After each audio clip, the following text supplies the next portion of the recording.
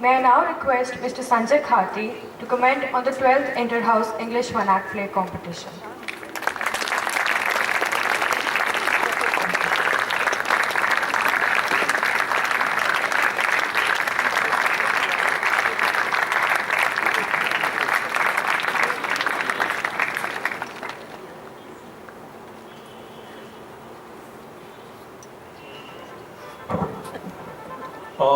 Ladies and gentlemen, boys and girls, random thoughts ricocheting in my mind. I'll just think aloud tonight, just for about 3-4 minutes. I'll be quick.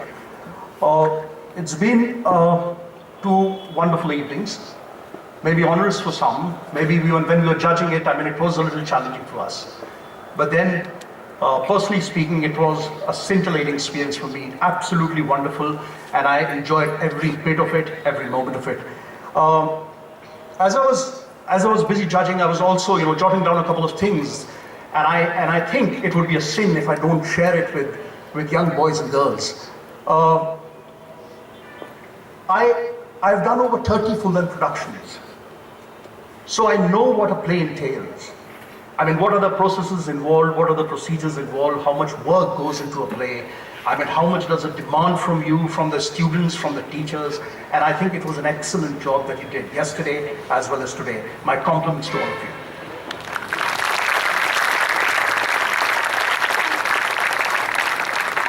A quick word on theatre. I wouldn't keep you waiting from your dinner. A quick word on theatre. Theatre happens to be the greatest, complete, total, absolute art form. It's a microcosm of life. It is an extension of life. It is the core of life. It is the crux of life.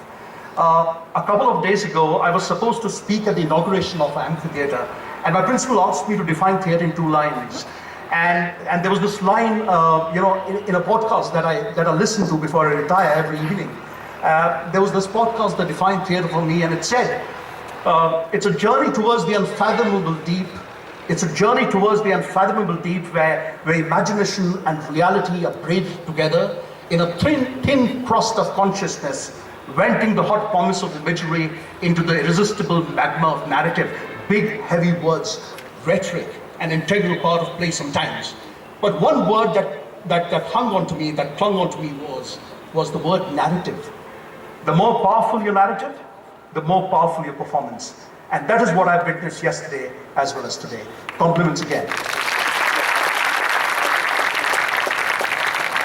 Theatre also happens to be a cathartic experience. It is something that cleanses you from within. It is a sort of purgation for you.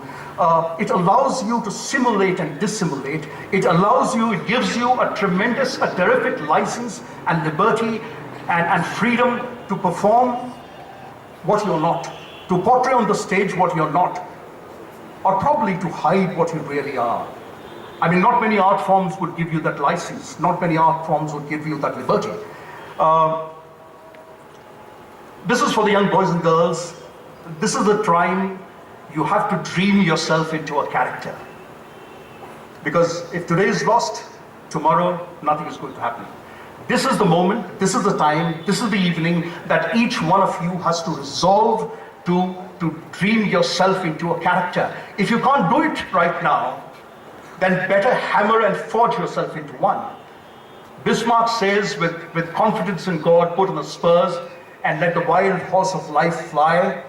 Let it fly over the stones, let it fly over the hedges. Be prepared to break your neck if need be, but always, always, always without fear.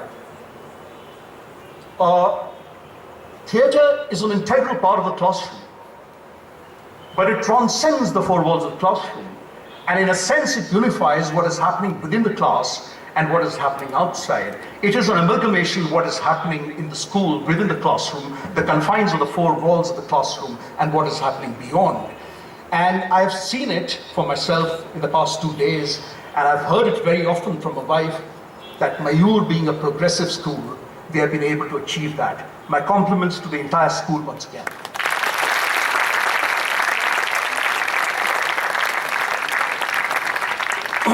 The most daunting, the most challenging task is to find a script.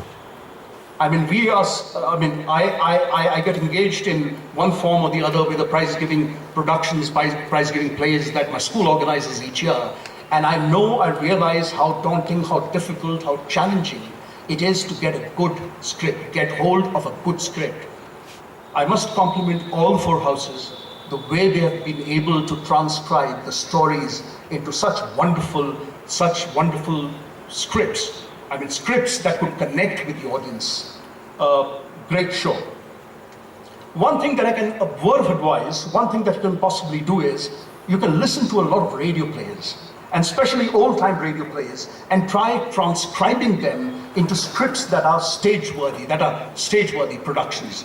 You know, you can always, transcribe them and see if it works for you on the stage or not. Another important thing that I like to sort of emphasize on is the speech. I have experimented with rhymed, iambic pentameter. I have experimented with ensemble acting, and it is a revelation for me. I'm sure it's going to, once you do it, you'll also fall in love with it. Once you do it, you'll also fall in romance with it. I mean, you need to flirt with language. You need to flirt with speech. If you're impassioned about your speech, if you feel strongly about what you're going to say, if it comes from the depths of your heart, if you feel profoundly about what you're going to say, the rest would follow. In today's world and age, your entire personality is condensed to your tongue, and your tongue would govern your hands. I'm quite passionate about what I'm saying right now. My hands are moving automatically. And if I move a little there under the arc lights, maybe I'll start moving around as well. So it is my speech that is controlling my movements. And I think great importance should be paid to speech. I mean, it's extremely important, indispensable part of good theatre. Speech, I mean, there's a sect of school that would believe that speech is something that is, you know, the fourth sp2 gene in the 7th chromosome that is responsible. You can't possibly sort of master your speech after 2,000 days of your life, or it has got something to do with the positioning of the larynx or the pharynx. I would believe, I mean, once you dabble with theatre, once you fall in love with theatre, your speech would be taken care of.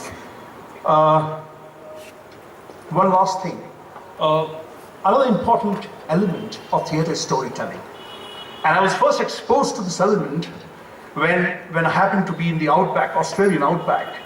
My wife and I were sitting under the bright Australian sky, star-spangled sky, and there was this storyteller who was telling us a story in the middle of nowhere. There was nothing, wilderness all around. And he was describing the heartbeat of the protagonist. He said it went lub-dub, lub-dub, lub-dub, which is once again an iamb. It's iambic pentameter. And the words ricocheted, and the words reverberated, and the words resounded in the desert. And after so many years, I can still hear those words. That is the magic of storytelling.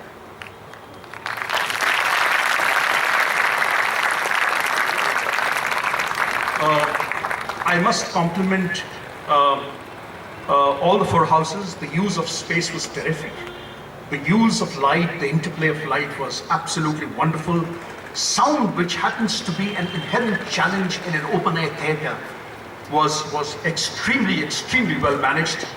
The script, as I've just mentioned, I mean, we have done wonders with the script. Costumes were absolutely relevant and made a lot of sense. I must thank the principal for giving me this wonderful opportunity to be able to just see and witness for myself such wonderful talent on display. Thank you so much, sir.